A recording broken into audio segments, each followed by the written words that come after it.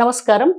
వారసత్వ ఆస్తుల గురించి వచ్చేటటువంటి వివాదాల గురించి తెలియజేయమని చాలా మంది అడుగుతున్నారు. ఈ టాపిక్ చాలా వాస్ట్ టాపిక్ అండి. ఎంతో కాంప్లికేటెడ్ టాపిక్. అయినా మనం సింప్లిఫై చేసి చెప్పుకుందాము. వారసత్వపు ఆస్తుల గురించి వచ్చేటటువంటి తగాదాలు, కుటుంబంలో వచ్చే ఆస్తి తగాదాలన్నీ కూడా అన్నదమ్ముళ్ళు, అక్క చెల్లెల మధ్యనే వస్తూ ఉంటాయి. ఎందుకంటే మన పెద్దలు చాలా మంది కూడా వీల్నామం రాయకుండా చనిపోతూ ఉంటారు. వీల్నామం రాయకుండా చనిపోయినప్పుడు వాళ్ళకు ఉండేటటువంటి సంతానం ఆస్తిని పంచుకోవాలి. ఈ ఆస్తిని పంచుకోవాల్సి వచ్చినప్పుడు అనేక వివాదాలకు తోడవుతుంది.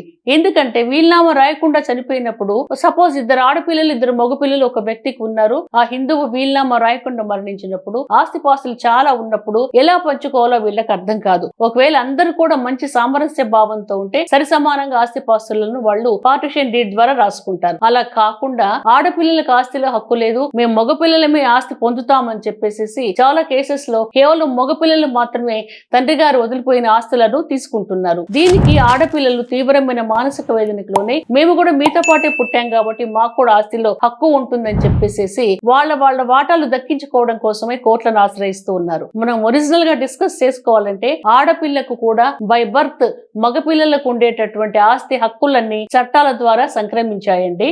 ఎవరైనా వ్యక్తి తనకు ఉండేటటువంటి తను స్వార్జితమైన ఆస్తులను వీల్నామా ద్వారా రాసుకున్నప్పుడు అలాంటి ఆస్తుల్లో ఆడపిల్లకు హక్కు ఉండదు. ఎందుకంటే ఇద్దరు ముగ్గురు పిల్లలు ఉన్నప్పుడు ఒకరికే చెందేలాగా రాసుకోవచ్చు, లేదా ఇద్దరికి చెందేలాగా రాసుకోవచ్చు, లేక కేవలము మగపిల్లలకు మాత్రమే ఆస్తి ఇవ్వచ్చు, లేకుంటే ఆస్తిని ఎవరికైనా వాళ్ళకి ఇష్టమైన వారికి గిఫ్ట్ ఇవ్వచ్చు. అతను సంపాదించుకున్న స్వార్జితమైన ఆస్తి ఇష్టమైన వారికి ఎవరికైనా కూడా సంక్రమింప చేయవచ్చు. ఆ రకంగా వ్యాలిడ్ వీల్నామా రాస్తే ఎవరికైతే వీల్నామాలో పేర్లు రాశారో వాళ్లకు మాత్రమే ఆస్తి వస్తుంది. వీల్నామా రాయకుండా మరణించినప్పుడు మాత్రము ఆడపిల్లలకు కూడా అన్నదమ్ములతో పాటు ఆస్తిలో సమానమైన హక్కు ఉంటుంది.